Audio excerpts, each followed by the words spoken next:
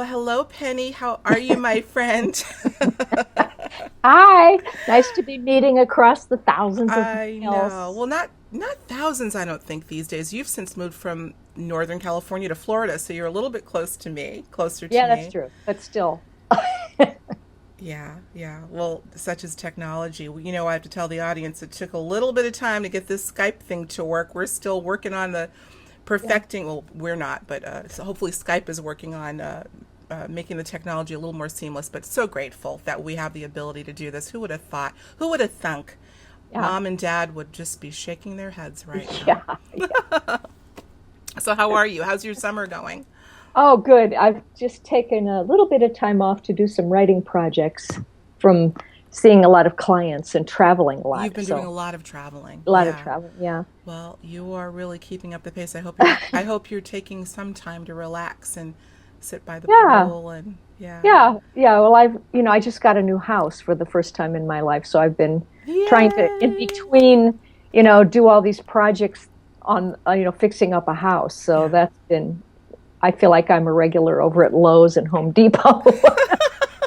We love that. We were just at Lowe's yesterday, actually. So, yeah. Well, in light of all you're doing, I want to thank you so much for agreeing to hang out with me for a little while and talk about a little project that I did called Conscious Musings, of Yes. which you were. I was so grateful that you allowed me to include some of your wisdom and insight in this book, Conscious Musings, Contemplations to Transform Life and Realize Potential. I cover a lot of different. I touch upon a lot of different things in this book, Penny. But one of my favorites was a conversation that you and I had about something called the Imaginal Realm, and I want to distinguish imaginal from imaginary. Imaginal, we're going to get that. This is going to be the topic of our chat today. It's part of a chapter, or it is a chapter, part of the book that is called Sensing Reality from the Imaginal Realm. And what I did was I took this opportunity to kind of depart from the original format of the book, which is primarily essay based, and really just kind of take a caption of a conversation, one of many that you and I have had, to talk about this. It's quite fascinating. When you think about all of the different levels of reality that we apparently are connected to and can call upon, and you have been such, I don't know, such a trailblazer in letting people know in so many different ways that we have access to this realm at all times. And as you say, it's getting a lot easier and a lot quicker, Yes. right? Yes. Yes. Well, everybody feels, I think, that life's been accelerating for quite a while, and it's getting, I think right now, it's almost like I think the present moment is swallowing up the past and future, and we're living in this huge, vast present moment, which is really the unified field. Mm-hmm. And so that things that used to be the future, we would artificially separate from them by casting them ahead of ourselves and vice versa with the past. But now they're all available. Every memory, every possible creation is in the present with us. So there's access then, greater access because it's all available. It's not postponed or, have this imaginary gap Right. between us and that. So we're starting to understand, I think, that when you create something, you have a kind of an unlimited what resourcefulness, a sense of abundance about what's possible to create, because every possible thing and every possible combination is there as a potential, and it lives in the unified field. Mm-hmm. And that's the higher version of ourselves, right? It's our higher frequency self. Mm-hmm. It's all out there. It's all out there. Well, you and I have talked about this before, and I find it interesting that you really are pushing the idea that now it's all in there. Now it's spherical. It's all in the present Right, it's moment. all And in I there. It's and I better, right, better. it's all in there. And I Yeah. think I'd asked you before, well, why now? And was it not that way before, or is it just that more people are starting to become aware of the fact that it was really always all in there? It's talk about that a little bit. I think that is a function of the acceleration of energy on the planet today. And of course, the acceleration of the planet, which is the physical energy, and it affects our bodies, but it also affects our emotion and our mind and our perception. So that we are now able to understand ourselves as beings made out of energy rather than just like solid, corpuscle and blood, beings Right. separated by empty space. Because now we know there is no empty space. Everything is full of life and vibration, and everything vibrates at its own frequency. And the world is just full of vibration. So that makes us feel ourselves differently. And to answer your question, I'm getting to it, is that, even 10 years ago, we weren't able to perceive ourselves this way. We didn't understand the energy that connects us to all things. So I think that, the way of understanding the interconnectedness of the physical and non-physical worlds it didn't exist before. Mm-hmm. When let's see, how can I say this? It's like when consciousness is too slow, everything looks separate. So we had the idea that the physical and non-physical worlds were separated. Like, when people die, they go to the other side, like there's some line here between. Some demarcation, right. And right. so now we're seeing, there is no line anywhere. It's all frequencies that we flow in and out of and adjust ourselves and adapt to. And, if you die, you're just at a higher frequency of your same self. So it sounds like what you're saying, Penny, is that it's really in the realization that there really is no separation between here and there that may be accelerating the process of manifesting. Is that what I'm hearing somewhat? Yeah. It's really kind of, we're coming into our own, in the act of coming into our own realization is literally really helping to raise the frequency in and of itself, maybe. Yes, and the frequency, when the body raises in vibration, we're coming closer to the vibration of the non-physical realm, bit by bit, coming up and merging with it, and then we're starting to have bleed through. Because right. We're starting to have resonance from physical to non-physical to physical, and we're starting to see through what was used to be called the veil, right? Now it's thinning.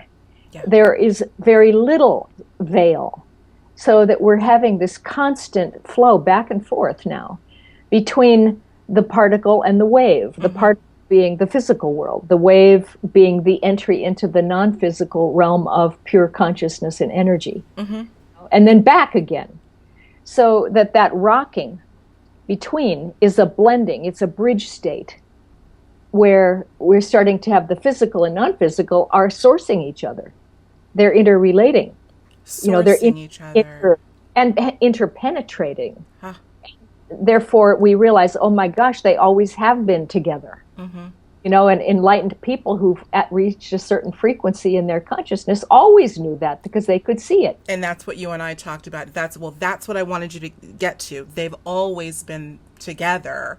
Right. But in the realization of whatever we're going through, we're really acting as a catalyst in thinning that veil just by that realization. So let me do this before, because I can tell we're going to get right into this real quick. It doesn't take long ever for you and I, Penny, to get talking. I think the last time we were on the phone was 3 hours or something. So this won't be 3 hours. It's only going to be an hour. But let me read something from the chapter. It's chapter 20 of this book, Conscious Musings.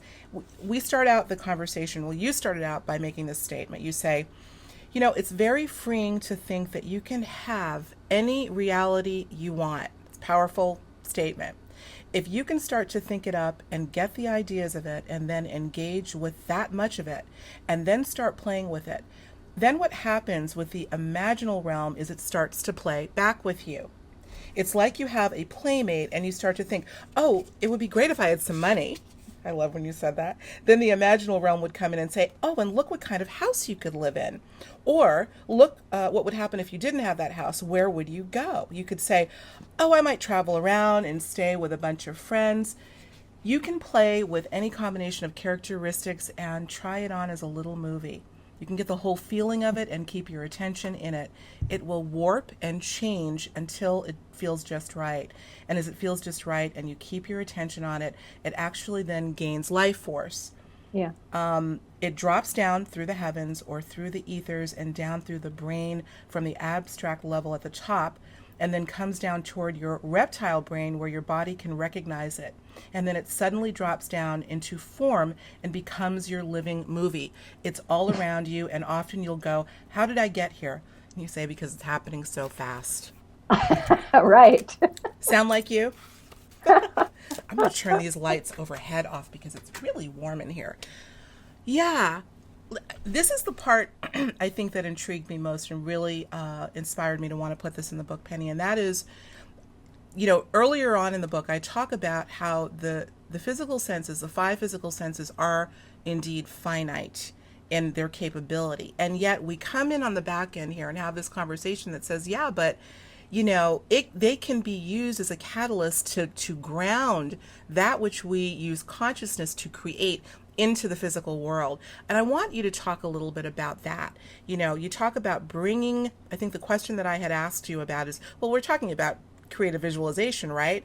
Yes, but there's more to this process that you're talking about.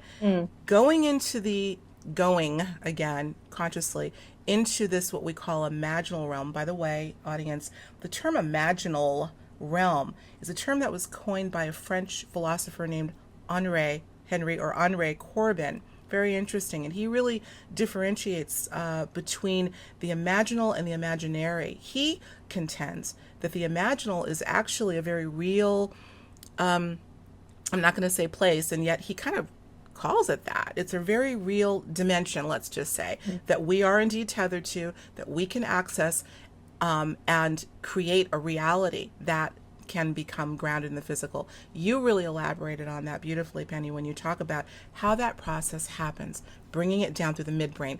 Share that. Let's talk about that. Well, of course, it's a continuum of a loop, right? We're doing it constantly. We expand our vibration into a higher frequency and we go out. And as we do that, you access or encompass, maybe a better idea, your ball that you're in. It goes out and you encompass these very high levels of potential. And that's the imaginal realm. It's where all ideas exist. Physics calls it the many worlds theory. Everything is there. And you can pick something at that point. And that's where you focus your attention on an idea or a combination of ideas and make a little movie. I like it because it needs to be a living reality, not just a static thing. So you start to get a sense of, I could have a new job. That job would include me, doing all the things I love, which would A, B, C, D, E, and I'd have these kind of people in it with me, and I'd get to come in and out of the office. I'm not tied to a desk or whatever it is, and you just elaborate on your vision, but it's a living vision. It's not a two-dimensional thing. So as you start to create it in your imagination, which is so real, the imagination is actually the real world. This is, part of the imagination, but it's not. We think the physical world's the whole world, but it's not. It's just a subset of the imaginal realm. A subset. I like that. I like that. Okay. Yeah. Okay, so we start by going out and getting an idea of something or, feeling into that idea and merging with it. And it's not about setting an intention, because then that brings it back down to the left brain and willpower and analytical and all that. It's more about merging directly through the right brain with a living reality in a very high frequency part of yourself, and then loving it. And then as you put that love into the vision and say, isn't this fun? And then the way it works in the non-physical realms is whatever you do towards something else, it does toward you. It's always simultaneous because there is no actual separation. Mm-hmm. So there's one thing happening in any given moment. Mm-hmm. Mm-hmm. So if you love your new movie, it's going to love you. If you want it, it wants you. So it starts to come toward you. Mm-hmm. As you put your attention on it, it comes alive, and then you come alive to it, and you start coming together. And merging. And it comes down. Yeah. It comes down in frequency from those very high frequency states, down, like it's solidifying bit by bit by bit. Mm-hmm. That has a manipulation through the brain. So that when you get the idea in a very abstract way, it's up in the neocortex, usually in the right brain. It's a big impression of something. And you get the feeling of it. And you start to want it and love it. And then it comes down a little bit, and it usually hits the top of the midbrain where you have vision. Right. So you get the vision, the aha, the flash, right? Then you flesh that out, literally, through the midbrain, which contains all your senses. Mm-hmm. And that comes down from vision to auditory, and you can hear it maybe, or get a sense of the tactile, physical, vibratory level of it. Then you can get the other senses, the smell and taste and touch and hearing and all that, and it fleshes out. Right. Well, it gets down at the bottom rung is smell, because smell is the sense that's closest to the reptile brain. Yeah. So if you can smell something, boy, it's almost real, And so as you flesh it out and bring it down, the reptile brain wakes up. And that's where you have attraction, repulsion, safety, danger.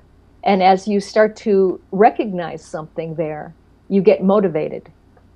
Oh, this looks good. Oh, this feels good. Oh, this would be great. I want this. And then it immediately almost sets it in motion of materializing it out of the ethers. And it just starts to show up physically. I love it. Now, then what happens is basically that the logistics of how that happens is really not up to you. The sort of universe or the field takes care of all that, mm-hmm. right? And so, you can have synchronicities, all kinds of things, but basically there's always a way for something to happen. Mm-hmm. And I agree with you. We Penny, want to get involved in the architecture, we'll call it, how we're going to build this reality. And as I have mentioned, in fact, I think I bring that up in another chapter in the book, it is not up to us to get the hammer and the nails in this case, leave it up to the universe. But I want to go back to something that you said I think is so incredibly important, and that is getting back into that, whatever the scenario is. You had mentioned perhaps a dream job, and you begin to start to, it's something that you love. You use that term. It's you just love this scenario, and love. And again, especially if we're talking about tangible things, not necessarily a job, because that's a lifestyle. But let's say it's a thing that you want. You want to be careful not use the word love so much. But at the same time, it makes me think of the heart. This is a subject that I feature prominently in the book in terms of the efficacy of visualization and intention setting, although I like the fact that you don't like to use that term, intention. We'll get into that a little bit later. But the heart is a very powerful conduit, it seems, in taking us out of the left brain and into a more real, feeling into this reality, whatever that reality may be. There is something very integral, the heart plays an integral role, it seems, in allowing this vision that starts at the top, comes down to the midbrain, and ultimately ends up being grounded in the physical plane. The heart. Yeah. That we can't dismiss that. That's a huge No, the heart thing. is in the present moment. Right? And, sometimes we make the mistake of living in the left brain, which is not in the present moment. Mm-hmm. Left brain is that analytical, compartmentalizing part of our consciousness that basically, I think, lives in the past and goes off of everything that's happened before, which it has cataloged and categorized and memorized and sorted, and so if anything in the present moment comes up that's like something like that, you will react from that place, mm-hmm. rather than being fresh and new in the present moment. And then it'll often project those past things onto the future, and so you limit your potential. So instead of doing things from the left brain, in terms of materializing something or working with the imaginal realm, you want to work with the right brain, which is also very connected to the heart and the soul, mm-hmm. and the field. And then that accesses and, brings almost like the right sense of, what do I want next? Oh, here's an idea. oh, perfect, and you don't have to analyze it. It's just That's right. a trick. That's a difficult thing to do. The left brain doesn't live in the present moment. Never. I mean, I know it's habituated toward past or future, and I think that's where it prefers to live. Frankly, I was meditating earlier today. I try to do that occasionally, and even for me, who's been doing it since I was 13 years old, Penny, I got to tell you, left brain was like, "Oh, I got to talk to Penny soon. Oh, I've got to do this. I got to." The I call it the squirrel Chatter. on crack, the chatter. It's okay. That's fine. I tell people all the time, don't even worry about it. But invariably, it will happen, and that is the left brain, I suppose, right? That's living in, oh, what did I do yesterday, and what do I have to do? And yet, I want to be clear. We should be clear that the left brain's important too. It's really a matter of synthesizing the two. No, it is. It's right? about making things conscious. And if you're in the moment and you have a problem that occurs in the moment, then usually it's the left brain that says it's a problem. The right brain will say, "Oh, this is interesting." I love it. It's But true. and then as soon as it labels it a problem, jumps into the past and says, "Well, what have we cataloged about how to handle things that are similar to this? Okay, let me draw from my repertoire." Whereas if you're in the moment, and the actual choice of what to do in the first step of handling a problem almost always comes anyway from the body, the right brain. It's like, oh, well, out of all the options, let me pick this one because this feels right. I mean, I think generally we do very much live by our intuition and instinct. Mm-hmm. If something isn't quite the right thing to do, you'll get that little twinge, that little No contraction. question. Yeah. Says, well, maybe this won't exactly work. You have to really override it with willpower to make a mistake. But anyway, I think that when you stay in the present moment and you make a habit out of stopping your internal dialogue, because remember, left brain is always about language. If you can just stop and get quiet and go silent for a minute and drop into your body, I call it stop and drop, just get quiet, drop in and feel and be with things. Mm-hmm. Immediately shift. I mean, instantaneously shift to the right brain, and the intuition opens and the heart opens, and suddenly your field expands and you have access to all this data, and you're on your way to the imaginal realm again. Okay, so what do I need to know about this? Or what do I already know about this? Or what wants to happen in this flow that I'm in right now? I love it. This is not a problem. I have just artificially stopped the flow at a certain point because I want to look at something right here, Mm-hmm. And so you say, okay, well, if I, jumpstart the flow, where would it want to go next? Not what I want it to do because I'm afraid of something else happening. What does creativity want to do next? How often do you go to the Imaginal Realm, Penney Peirce? Oh, God. All the time. I mean, what I'm going to cook for dinner, what the next paragraph wants to sound like when I'm Well, writing. talk about that. I want you to. I'm going to put you on the spot now, girl. I want you to tell us, without being, I don't want you to reveal your personal life, but okay. So let's say you want to go to the Imaginal Realm to figure out how you would write that next paragraph. What's that experience like for you? Well, I stop. Like I said, I stop and I get quiet and I get a feeling of, okay, what is trying to happen here, this, like, let's say, section of a chapter? What wants to be said? And have I said it up to this point? And then are there connecting links? What might want to come next? Is there an example? Is there a poetic metaphor? Is there, a different sort of a change of rhythm that might want to happen here? And I don't analyze it so much, but I drop in and I feel what are the options around the fluidity of what wants to happen. Mm-hmm.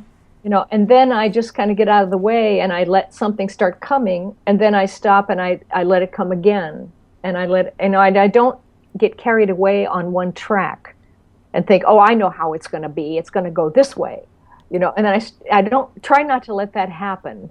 I try to stay in the moment, even with word by word, coming out. So the language feels alive, so it carries an energy with it. It takes a lot of practice, doesn't it? Yeah, it does. It's like just like anything else. You Yeah. learn to sense where are the false notes and where does it kind of really sing and it's on key. I don't know. I guess I do listen to language as in a way Yeah. sometimes. And or as a friend of mine who's a painter and she does very realistic, detailed painting, is also a writer, and she writes in exactly the same way with these long sentences that are full of amazing, phrases and descriptions of people's clothes and personalities, and you're like, wow, it's Wow. live there on the page, and it's yeah. So I think you write in, or you use your senses in general. Uh, Well, I was going to say, I know for me, when I am pondering a situation, whether it be light or maybe something a little more dramatic, I have learned to train myself to get or to notice a physical sensation that comes from either my heart mhm. or the solar plexus area, the gut. Yeah, I yeah, have learned, you talk about training, that's one thing that I've been able to kind of tap into and use as a gauge. There is a physical sensation that the heart definitely emits, and one that is equally physical but somehow different, that resides in that solar plexus area. yeah, Typically for me, and I think probably for a lot of people, when it's a sense of nervousness or a sense of trepidation or a sense of shock, or I don't know what to do, it's coming from here. It's coming mm, from, you can't see, but it's coming, I'm pointing to my tummy. When it's a sense of happiness, or when it's a sense of being in the present moment and making a mm, decision from that point, from that place, I will feel it in my heart. So I think, again, you're right. We're using the physical senses as a barometer yeah, for how we make decisions, even those that aren't really conscious of it. And that's why I say to people, listen, not listen, but feel where your body talks to you. Your yeah, body is going to tell you or guide you until you go left or right.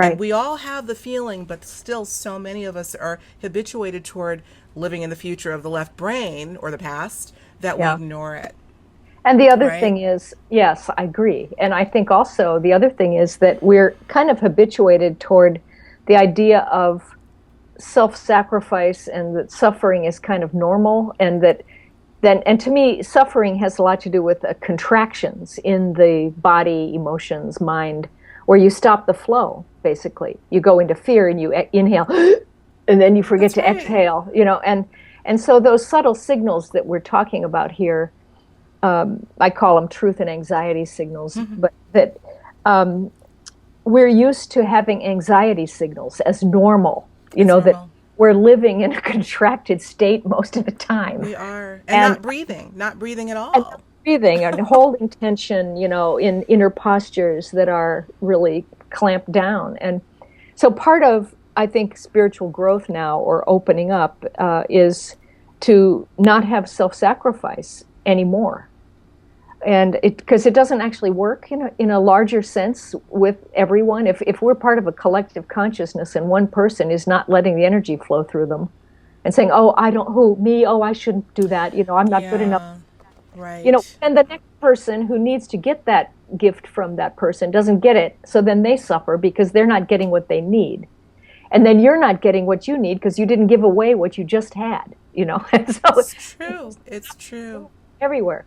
And it doesn't mean you have to be egotistical and all full of yourself in that kind of way, but it means that you just need to know that you're a good person and that you are doing things you love, and let them go and then get some more, and So true. So yeah. so true, Penny. I'm thinking of the multi generations that have been taught that it is virtuous to suffer. Mhm. I mean, even taking something as simple as you've got to work hard. I've always had a problem with that phrase, by the way. You got to work hard if you want to get ahead. That sounds it's very counterintuitive, actually. What hard is there if you're doing what it is that is your path? Now, that's not to say don't put a lot of hours in. In fact, you and I both know that when you're doing something that you love, work to me has nothing to do with it, and the hours will fly by. You don't resent putting those hours in, and yet we have been taught that we've got to struggle to succeed. Yeah, well, there's a false correlation with the idea of struggling and the idea of just completing things, and doing things in time and space, honoring the physical world. It's part of, if you're just a soul, you're like, well, it's already all done anyway, so why bother doing it? Well, but when you're in the physical world, you convince yourself that it's worth doing it just for the experiment of it all, right. And so, of course, you do a mechanical process and don't skip steps, and you get an end result. If you skip a step or don't do them, you don't get a good end result, And it's not about working hard, but it's about working, and even work is kind of a funny word, but it's about producing or creating something from beginning to end with attention, with engagement. And again, this comes back in a way to our imaginal realm idea. It's the final stages of bringing something in from the imaginal realm, where you drop it into the physical dimension as the reptile brain engages, and then you massage it, and you love the physical world. You respect it. It's made of consciousness. It's presence. It has presence inside of it. There are beings in the physical world, who are lending their energy to it, being physical. What's not to love? It's an amazing thing. If you really have communion with the physical world and you feel its life and its consciousness and its love, like I often say, my coffee cup loves me. I create it in the day, and I carry it around, but there are beings in my coffee cup that stay with me all day long and make into a coffee cup and my coffee so that I could have it when I want it, and I was like, wow, what an act of attention and love. I am so laughing because, offline, you and I were talking, Penny, about my beloved PC. I'm still going to say I love you, PC. I'm not going to throw you away. A personal computer that I had to get rid of, and I'm now on my brand new iMac. A little story about that later. But you're right. As this computer was starting to wind down, let's just say, and go to rest for good, as much as I wanted to pick the thing up and throw it out the window because it was not doing what I needed it to do, I said, no, I'm not going to do that. I'm going to talk to this as a conscious being. And I'm going, because I could curse it. In fact, there were days that I did. I would look right at it and then I would correct myself and say, I'm sorry. I really do love you. And even when I do get this iMac, I'm not going to throw you away.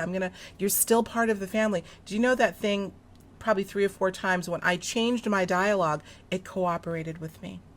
now it is it's comical, but I think this is what you're saying, when you really kind of think about the fact that everything has some measure of consciousness. It may not look the way you and I do, but that's not to say it can't respond. I mean, we certainly know plants are a living thing, but even those things that we call inanimate have a measure of consciousness and do communicate with us. So I don't know if we're going off on another tangent, but no, I think you have to think about, you start that process up in the high frequencies of the imaginal realm, and what's there? Consciousness and energy. You bring a bit of that into an idea, and it forms itself there, and then it drops in frequency. But you don't do this alone. There are many other beings that help us create the things of our life, that it's a co-creation. And so I think that we all lend part of our huge body of consciousness into the objects of the physical world that surround us or that come out of our field. I mean, they literally emerge out of our field, out of the consciousness and energy that's there. Right. And those are beings. It's alive, right? In there. All it's not shapes just and forms. There's no inanimate. No inanimate. I agree with you. Do you think that people create in the imaginal realm unconsciously, that invariably everything is coming from there or originating? Of course. Yeah, and what you're programmed to think, or what you think is your story, your reality, you will bring in ideas that match that story, that are, in coherence with those ideas or beliefs. So if you have a whole lot of fixed beliefs, you're only going to be able to create within the parameters of those beliefs. Unless you open your mind and change things up a bit or shake it up or vary the routine, then you can have ideas for new things. Mm-hmm. And part of what I've been noticing lately is that I seem to be losing my story, that my personal history. Like, I know all this, I moved around every 2 years, blah, blah, blah. I went to all 3 high schools and all this stuff that happened to me. Mm-hmm. And now I just went back to some of the places I grew up in the Midwest, to the very same towns by so-called accident, coincidence. And there I was looking at the old houses I lived in, and I'm like, why am I looking at all this? And it was like, I've sort of checked it off my list, okay, that was part of me, great. Now I'm on to something new. And then I told a friend I've been driving around going, well, who's driving this car? Like, oh, I live in this new house. How did I get here? What is this my life? What am I doing? I feel not like I'm rooted in Florida now, but that I'm floating sort of in the air over everything, in everything, and that I just come in and out and down, in and out and down and back and forth out of things. It's like a whole different sense of self. As I stop reciting my story, now what happens is I become more open to possible ideas that I would never have considered. Absolutely. Like, why don't I become a multimillionaire or something? Why not? It doesn't matter, because any idea is there. I could experiment, but I'll just have faith in the fact that some big force here, this great soul or the collective consciousness, could use me and do whatever they want with me. And if I need to be a multimillionaire, they'll make me a multimillionaire, and I'll go run around and give opportunities to people and whatever wants to happen. But you get rid of your fixed ideas is the whole idea here. And then you're open to so many other possibilities. So many other possibilities. Wow. I love it. And so it opens the imagination. It opens you to what could be possible. Mm-hmm. Mm-hmm. I've often told that what they ought to do in their journal is have an area at the back where they make lists of my favorite things to talk about, my favorite places I might like to go, the things I want to study, the tasks I always love, blah, blah, blah. And then pick 2 or 3 of those things, put them together, and see what kind of job that might be. Mm-hmm. If I did A, B, and C tasks, would that be a job? Mm-hmm. Got to talk about these messages. Who would my audience be? And when you start to combine variables like that, you get a sense about what's possible in the imaginal realm, because you could pick and choose from any number of options there and put them all together, and something would materialize. And I think just the act of, for you and I who love to write, put pen to paper, but just the act of kind of playing with it. Here again, we're putting ourselves in this scenario. First of all, I'm a daydreamer. I love to dream. I love to just play with different scenarios. As you know, I'm wanting to renovate my house, and I kind of designate Sundays to just kind of play with. I'll walk around the house and say, okay, the new opening is going to be here that will lead into the new I don't know what. And before you know it, I'm beginning to feel in my heart what that really looks like. Same with writing it down. The act of writing down, oh, I love doing this and this and this. Now, let's see what would happen if I were to mesh or meld all these together, and now I've just created this new title or this new job position. That's the act of play. That's the art of play. It is. You're right. And we're missing that in our life. Yes. Certainly. Yes. I love it. Yeah, I think that you're right that playfulness is the way of accessing the imaginal realm. Oh, no question. Right? What's the Einstein quote about imagination? I cannot think of it now, but I can't. If it comes to me, I'll say it. But essentially, he's saying the same thing, that reality is created out of imagination. That's it. So we're not talking imaginary in the way that we understand it, but imaginal, as Henry Corbin so aptly put it. Yes. And even in our dream world, I think there are these zones of reality the imaginal realm being a very high, huge realm where everything exists. But then there are other realms, the mental realm, the emotional, the Right. etheric, the causal, all these. Yeah. And they all have different frequencies, and they have different rules. They function differently. They have a different experience of time and space. The body is dense or not dense, and interconnection is immediate or not so immediate. And there's many realities that we live in. But the imaginal realm, to me, is one of the biggest ones, where everything's very interconnected. And it's so empowering. It's really the place of abundance and provision, and everything's free. You can just go there and get what you want and go get yours. Yeah. Do you think it's closer? Again, we have this habit of thinking in terms of hierarchy. They say that there's a lower and mid and upper astral, right, and mental and causal and so forth, ethereal. Where, if you were to look at it in terms of hierarchy, where would the imaginal sit? Not in terms of hierarchy, but in terms of closest to our frequency, our physical frequency. Well, it's important not to think of it in terms of linear time and space. Right. That's why we have to be careful with that. Really what it's all about are frequencies that interpenetrate each other. They're all in one moment. One time period contains every single frequency. So they interpenetrate and constantly shift and change. But your mind has the capacity to focus on one at a time. And it's like a zoom lens on a camera. It focuses and brings something into focus. And then that reality is your reality for that moment. And if you let it go and get bored with it and shift your focus, you're in another reality. That's freedom. Yeah. We can move our zoom lens into and out of and any sequence we want, into any kind of scope or any kind of amount of knowledge that we want.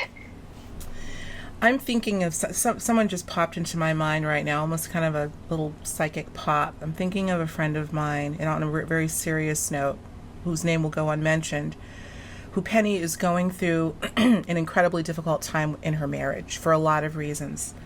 I know her husband well. I went to college with both of them, and things aren't going too well right now. And she allows herself, I'm going to say it, she allows herself to get consumed by the drama. And it's painful. I'm thinking, how might somebody like this, and so many of us are going through challenge of acute scenarios, excuse me, where we might be able to, if all of these other potentials exist in this ball, the same space, not space, but frequency, not frequency, but we have access to it. How would one shift gears when the heartstrings are being pulled in the direction of drama? And that's difficult. Or maybe it isn't. Maybe it isn't, right? What do you think? I think it depends. It depends on how you like to feel. There's a payoff from being a victim and being in drama. It's kind of a certain weird sort of reality that the drama, stimulation of drama gives one. But I think that as you start to recognize the home frequency or the sense of your soul's vibration, you prefer that. Well, what is my preferred state? I would rather feel clear, cheerful, have perspective, be more open-hearted about things, and that's the way I like to feel. Yeah. So if something so-called bad or contracting happens around me, where I'm feeling abandoned or negated or something, I can get sucked into that idea, but that makes me feel contracted. And I notice that I'm choosing to feel contracted by putting a lot of attention into that reality. So do I like it? Or would I feel different? And if I do, then I'm going to take a breath, I'm going to get recentered, and I'm going to go back and drop out of the tape loop. Usually when you're in that, you're in a rotating tape loop, right? Absolutely. Round and around. Yeah. So stop the internal dialogue, take a breath, drop into your body, be in the present moment, look around, everything's actually fine, life is going on, nature is working, and I am here. I told her that when we were having one particular conversation. I said, I feel that you're in a perpetual feedback loop. I've known her most of my life. Like I said, we went to college together, and it seems like there is a certain sustenance that drama gives some people, a sustenance. It's static electricity. Yeah, sure. So, and not to mention the fact that it's a comfort zone because you're more used to being in that scenario versus out of it. So do you even know what it feels like to be cheerful? I'm glad you brought that up. That's very important. And yet people need to know always, always, always the choice is ours to, I don't care if you've spent 60 years more in a certain frequency. It's up to the individual, but at any moment in time you can switch direction. Yeah, and I think sometimes when you go into victimization, the other part of that is anger and rage. You know, and there's a polarity there, and both of those are sort of an agreement with suffering. It's like, yes, suffering is real, so I'm just going to get into it. I'll agree with it, you know, or I'll rail against it, and you know, but the only way out of the pain is to stop engaging with it and giving it attention. And then it dissolves, and you come back to what's really true for you, you know. But I think a lot of times people who aren't centered and who don't feel who they really are will often go into anger as a way to sort of clamp down and contract and get their resources sort of brought back to themselves, you know, so they can feel something that they erroneously think is myself. Yeah, well said. You know? Yeah. Emotion plays such a big role in this, and I think of emotion, particularly what I call condensed emotion, whether that be absolute euphoria when you're in love or absolute rage when you want to take somebody's head off. That has juice, whether it's one or the other. And I would imagine that there's a certain adrenaline that is given to the physical system in any case. So that's a good point. Wow. And then there's a false identification with the adrenaline. Yes. It's not the true self. Yeah. Right? Yeah. And again, you know, to go back to imagination, just to, you know, recap on that, there are ways we distract ourselves from fresh creativity. And that left brain, again, is the one that's going to recite all the sins of the past. This always happens to me, right? And so you block yourself from going clean and fresh back out again and getting something brand new that really works in this moment. Right. Wow. Lots to think about, folks. We started out in the imaginal realm. We're going to live in the imaginal realm. When we finish up, I'm going to go to the imaginal realm. And by the way, I think you should, we could talk about this for a minute. You don't have to go anywhere. We don't have to sit in a yogic pose to go to the imaginal realm. No, it's just right here. It's right here. Yeah. It's right here in front of us. The imaginal realm. I'm so, again, to reiterate, tickled pink that you were a part of this book in that way. I read that chapter. It's just a teeny chapter. It's only about 3 or 4 pages long, but boy, does it say a lot. I hope everyone, you know, we're looking at, I was just watching this morning some footage of the horrible, yet another tragedy of MH17, the Malaysian Airlines flight that was allegedly shot down. You know, they're bringing some of the remains back to the Netherlands, and looking at, you know, of course we always have the choice to turn it off, but it's very, you know, the footage that we're seeing about this and so many other things. No, it's no wonder that people are in a state of discord and angst, and that providing the adrenaline, just hearing the news headlines, and God knows what's to come now. But it's still, I think it's even more necessary now. It's more vital to get control of that place in which we choose to be, and that part of that ball in which we partake. Yeah. So this is so important. I hope even if one person gets something out of this and says, oh, okay, I'm going to start making the imaginal an integral part of my life, it was well worth having this conversation, besides the fact that I just adore you and love talking to you. So what else do you want to really cover? Huh? Oh, gosh. Well, you said I'm giving away one of my books. Let's talk about that. Okay, we're winding down. Okay, so leave it there, Penny. Let me tell everyone, this is called The Present Moment, a Daybook of Clarity and Intuition by Penney Peirce. Penny wrote this roughly, over a decade ago. It's fairly big. It's fat. It's fat. Yeah. And it's something that we're going to give away to one lucky winner. I've got to talk about where you got to go to register for this contest. Let me also put up my book, Conscious Musings, which features Penney Peirce, will come along with Penny's lovely book. So one winner will get both my book and Penny's book signed. Here's what I want you to do. I want you to go to Conscious Musings at higherjourneys.com. Conscious Musings will have a link at the bottom so you can click on it, actually. And in the subject line, all you have to do is put Conscious Musings and the number 2. Conscious Musings number 2. If you'd like to send me a little note, fine. If not, just put that in the subject line, and you will be entered to win. No purchase necessary. No purchase necessary.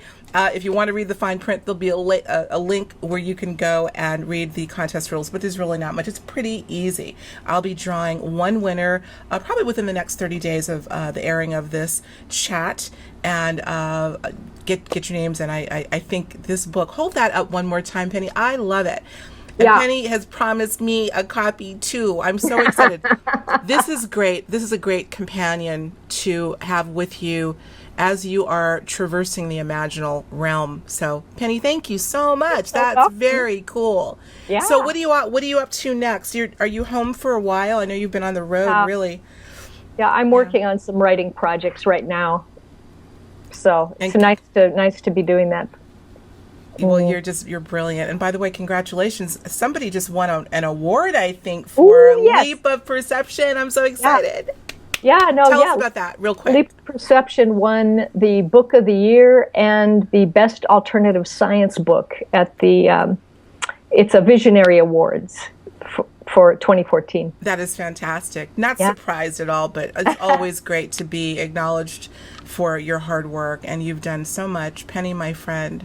Thank when are you. you coming to the Boston area? I know I asked you Oh, every time probably we in the talk. fall. Oh, Probably. good. Yep. Okay, well, great. Well, we'll be talking before then, I'm sure. Okay. So, All right. thanks, Penny. Thank you so Mwah. Love you.